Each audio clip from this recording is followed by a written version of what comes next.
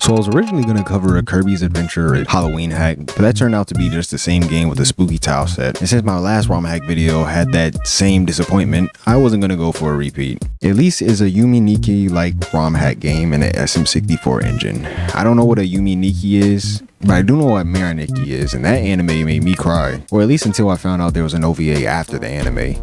Back on topic, Elise is a game that deals with themes of death, being in a coma, regret, both good and bad memories of one's past, or at least that's what I got out of it. The game opens up with a completely new polished overhauled menu with scrollable credits, a flower cursor, but the most notable addition was clear voice acting, but mostly for the opening cutscene and the very last cutscenes. The area you start in is dark, and that's both metaphorically and literally, but in the center you can see Elise in a fetal-like position, haste away in a hardened shell.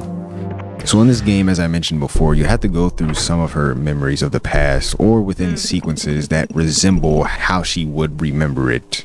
And the way they made that work was similar to how actual dreams work. You can vaguely picture what it was like and kind of only go off of bits and pieces here and there. But for the most part, that's where you'd be traversing around while controlling Elise. I think for most of all the instances of going inside of an area for the first time, Elise will have some sort of dialogue on how she felt about those times she was involved in those scenarios or about the subject matter at hand, even with a voice clip added in as well. Even if she doesn't say much, it at least feels good to actually hear that. Pokemon Company, take note. That's how you actually do voice acting in your game, even if you don't have voice acting in your game. But I know this isn't too much of a horror game considering it was meant for a DreamHack competition for Simple Flips, but the eerie nature and psychedelic atmosphere creates a good, unsettling, and oddly sympathetic, relatable backstory for the character you take control of. Whether it be the apartment area with some enterable doors being in full details with furnitures, or a small room that only contains a 2-image GIF file of an animal and what you would expect would be associated with said animal, the street level that has no end to it, the memories of Elise's first home that to her just looked the same as the others is endless, like her apartment street, and is empty since her family were moving away or something to that extent. Like while you play this game, the hidden themes will definitely start to hit you. So in order to fully understand this character and their backstory, reading every text box you can is definitely a must. The visuals for this hack is pretty damn amazing, and I say this mainly because of the water. Just look at that.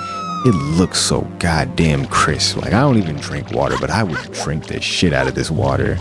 The many customized objects that help distinguish what you see throughout the girl's subconsciousness. Hell, even times when you go through the sliding parts, you can see these little white floaty thingies moving through, little fishes and oh, wait, that's red blood cells. Oh, that's her heart. And it's got a little band-aid on it. Whoa. This got depressing. Also got a little too real. Anyways, the amount of symbolism in this game with its themes really are something. As you may have noticed, there are two things on the heads-up display. The top left is a flower and the top right is a needle. The game has 12 flowers and 8 needles in it, but you only need 12 flowers in order to beat the game, so you can bet that there's going to be a true ending if you make an effort in collecting all flowers and needles. This ROM hack to me isn't scary because of its themes or symbolisms, but how they connect on how a person's mental state could make or break their very will to continue on, if you know what I mean by that. And though I might be overthinking the story, which I don't believe I am, this game's portrayal of real life worries and the want to give up when everything around you feels like it's being taken away and all the responsibilities are piling on. You have that wish to not have to deal with it all anymore when you get that chance to. It's some Edgar Allan poetry in video game form. See what I did there? But with enough collectibles collected, facing off with the entity that's in your way to waking Elise up as she decides for herself after going through all the memories she didn't want to dream about and face the future regardless of her regrets, it's just beautiful. Real beautiful, actually. It might not be on some Nightmare on Elm Street, but for something so close to real life, it still provides worry and tension and that feeling of wanting to see the ending and true ending if you can muster the patience needed to find what's left needed to be collected. Overall, life is hard for everyone and we all handle things differently, but as long as you have the means to continue, you won't have to have your dreams turn into eternal nightmares.